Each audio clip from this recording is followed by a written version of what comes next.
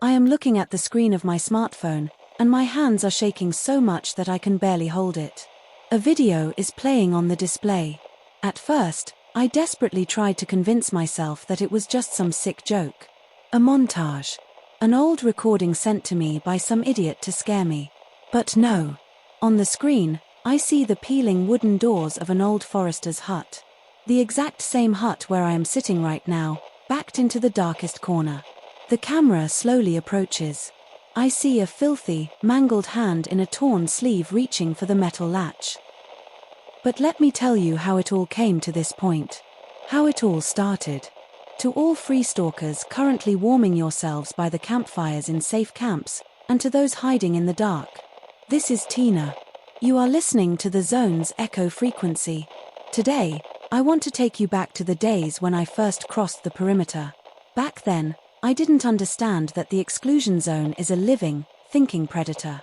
It doesn't just kill, it hunts. For me, a foolish rookie with a head full of romanticized stories, it was just an extreme amusement park. It was a gritty playground where I could take cool photos against rusted Soviet machinery and collect likes from people safely in warm apartments. I didn't even have a proper PDA. I ran my Instagram account straight from my smartphone.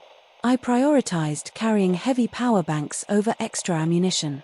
I would scale crumbling water towers just to catch a weak cell signal, apply a dark filter, and post my heroic stalker life. I thought I was untouchable, oblivious to the fact that every time I raised my camera, something out there was looking right back at me. But the zone does not forgive carelessness. It allows you your arrogant illusions for a while, lulling you into a false sense of security. And then, it starts to play with your mind. Long before physical threats reveal themselves, the psychological toll seeps into your subconscious. The silence out here is never truly empty. It has a heavy, oppressive weight that makes your eardrums ring. You feel like you are standing on a massive stage in pitch darkness, surrounded by an unseen audience waiting for you to make a fatal mistake. Then, the dreams started. Every night, the moment I closed my eyes in my flimsy tent, I saw the exact same thing. I would find myself suspended in absolute, thick darkness, a void so dense it felt like pitch filling my lungs. And out of that darkness, a massive, unblinking eye would slowly materialize. It had a sickly, pale iris that radiated a cold, ancient intelligence. It didn't blink. It coldly, surgically studied me. It felt as though it was physically peeling back my skull, cataloging my deepest fears and mapping out my weaknesses. I would wake up gasping for air, drenched in freezing sweat, clutching my rifle. I stubbornly convinced myself the zone was a dead place, and I was its only observer. I had no idea I was the one being observed. The climax of this foolishness happened on a grim evening. I had pushed too far north, chasing the perfect lighting for a photograph, and found myself on the outskirts of the dark valley. The air there becomes heavy, stagnant, and tastes sharply of copper. The mutated trees look like they were tortured into existence, their blackened branches twisting toward a perpetually bruising purple sky. Panic began to nip at my heels as the shadows merged into pitch blackness. I needed shelter fast. Through the creeping fog, I spotted the jagged silhouette of an old forester's hut. It was a miserable, decaying structure, half swallowed by mutated ivy, but it had a roof and 4 solid wooden walls. I forced the warped door open, the rusted hinges screaming. The interior reeked of wet rot, but to my exhausted mind, it was a sanctuary. I barricaded the door with a rotting table, set out my sleeping pad, and lit a small stove to brew tea. The isolation pressed against the thin walls, but I felt safe. I pulled out my smartphone, raised it to the window, and caught a single, fragile bar of signal. I opened Instagram, desperate for that connection to the outside world. Most of the comments on my morning photo from the swamps were the usual noise. Wow, so atmospheric.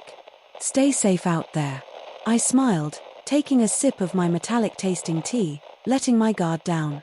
But then, my eyes locked onto a new comment at the very bottom of the feed. The account had no profile picture and 0 followers. The username was simply #1 fan. The comment read, "You looked very cute today in that blue fleece by the anomaly." The hot tea in my stomach turned to ice. The blood drained from my face. In the morning photo I posted, I was captured from a distant angle. My bright blue fleece jacket was completely hidden beneath my heavy, mud-caked canvas raincoat. I had kept that raincoat zipped up to my chin for the entire trek.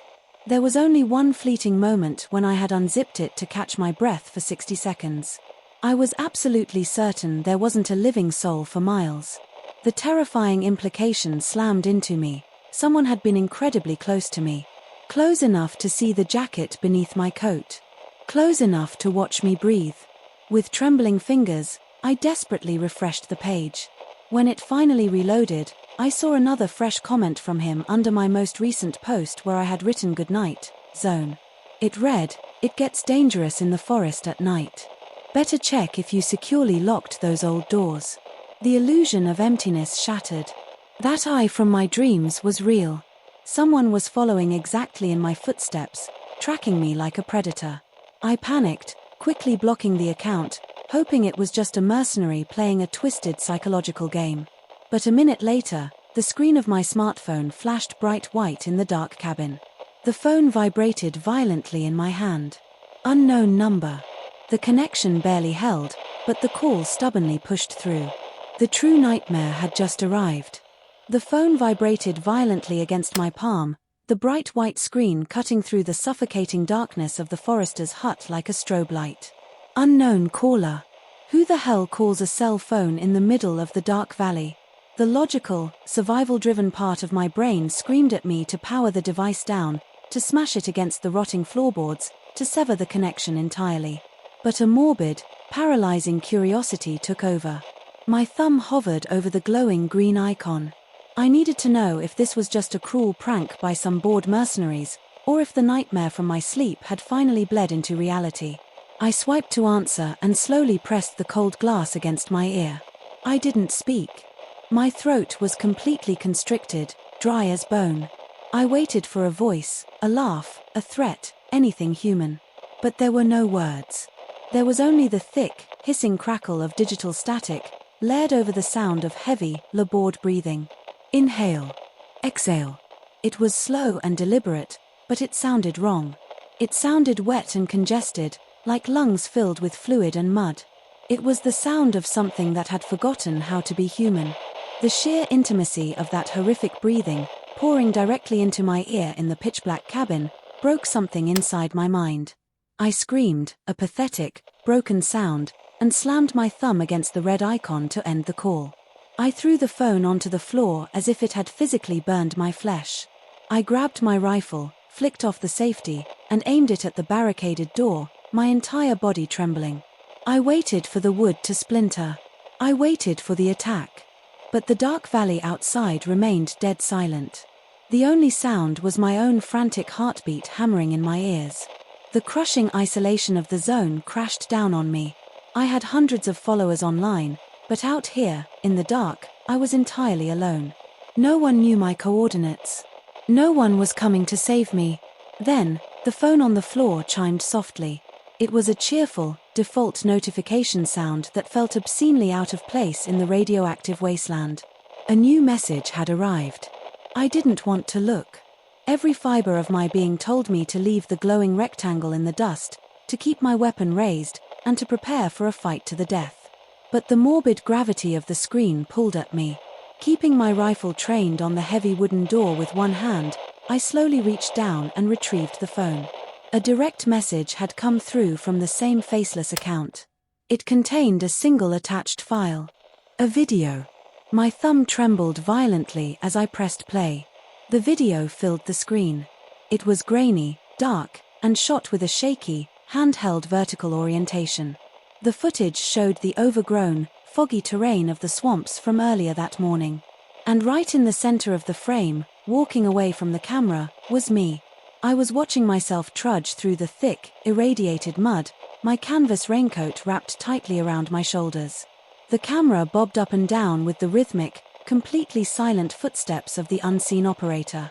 They were hiding behind the dead, twisted trees, stepping exactly where I stepped, mimicking my pace perfectly. The realization of how intimately I had been stalked all day made my stomach churn.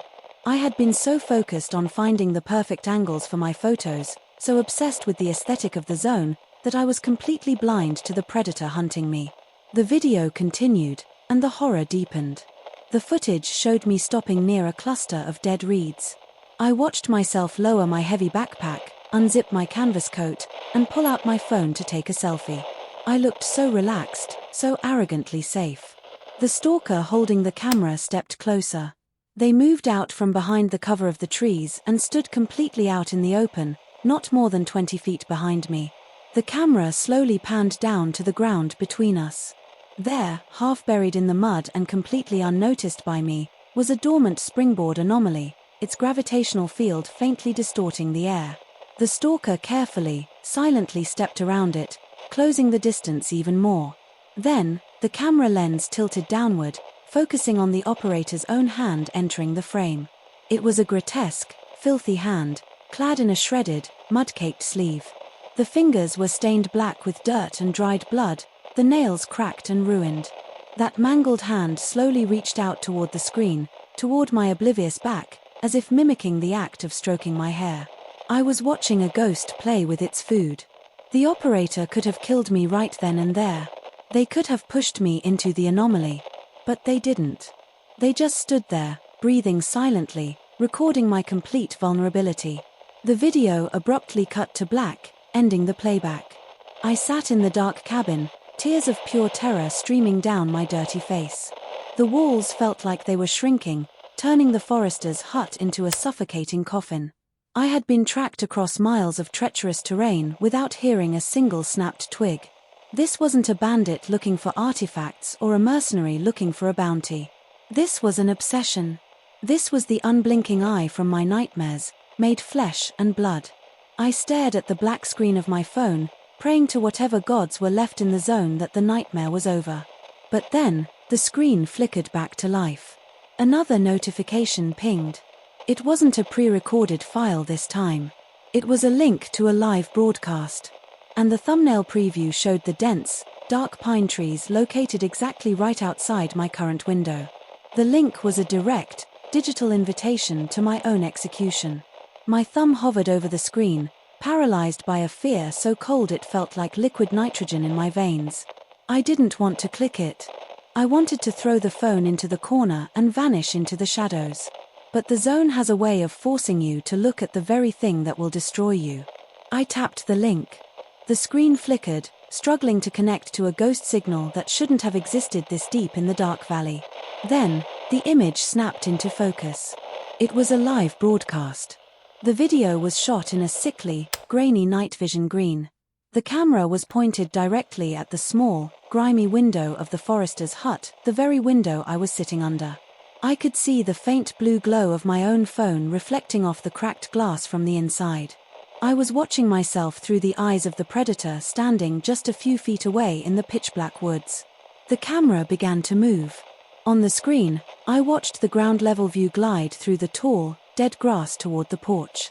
Every step the operator took was silent in the physical world, but on the phone, I could hear the wet, rhythmic squelch of their boots in the mud. It was a terrifying, sensory disconnect. My ears told me the porch was empty, but my eyes showed me a monster approaching. The camera tilted upward, focusing on the heavy, peeling wooden door. A hand entered the frame, the same mangled, filthy hand from the previous video. Its blackened fingers were twitching with a frantic, obsessive energy. Then, the horror reached its breaking point. On the screen, I watched that hand reach out and grip the rusted metal latch of the door. In that exact fraction of a second, the heavy silence of the cabin was shattered. I heard the distinct, metallic clack of the physical latch lifting right in front of me. The sound on the phone and the sound in the room were perfectly synchronized. This wasn't a delay. This was happening now. The heavy wooden door began to groan, pushing slowly inward. The rotting table I had used as a barricade started to slide across the floorboards with a high-pitched, agonizing screech. I backed away on my hands and knees, clutching my rifle, my eyes darting between the opening door and the glowing screen in my hand. On the display, the camera glided into the dark interior of the hut. I watched the lens pan across the room, past the rusted bed frame, past my discarded backpack, until it focused directly on me. I was looking at the back of my own head on the screen. My hair was disheveled, my shoulders were shaking, and the blue light of the smartphone illuminated my terrified profile. I was a character in a snuff film, and I was watching the final scene play out in real time. I finally dropped the phone. It hit the floor with a dull thud, the screen still facing up, still broadcasting my demise to an audience of none. I looked up from the floor, and that's when I saw him. The figure standing in the doorway was a jagged silhouette against the bruised purple sky of the dark valley. He didn't look like a man anymore. He was draped in rags of a long-forgotten military uniform, caked in so much dried mud and blood that he looked like he was made of the very earth itself. His posture was hunched and twisted, his long arms ending in those blackened, restless fingers. But it was his face that broke my soul. He wore a rusted, cracked gas mask, but the glass eyepieces were gone. In their place, I saw a single, massive, pale iris, the exact same unblinking eye from my nightmares. It wasn't a hallucination. The zone had manifested my deepest terror and sent it to claim me. He didn't scream. He didn't charge. He just stood there, breathing with that wet, raspy sound I had heard on the phone. The air in the cabin became impossibly cold, smelling of ancient graves and stagnant swamp water. I raised my rifle, my finger tightening on the trigger, but my muscles felt like they were made of lead. The psychological weight of being watched, of being hunted, of being liked by this creature, had drained my will to fight. He took a slow, deliberate step into the room, his head tilting to the side with a sickening, mechanical click. He reached out that mangled hand, not toward my weapon, but toward my face, as if he wanted to wipe away the tears of terror. The unblinking eye fixed on me, and for a second, I felt a terrifying sense of recognition. He wasn't just a monster. He was my #1 fan. And he had finally found his idol. The freezing, decayed fingers brushed against the skin of my cheek. The touch was like dry ice, burning with a cold so intense it shocked my nervous system back to life.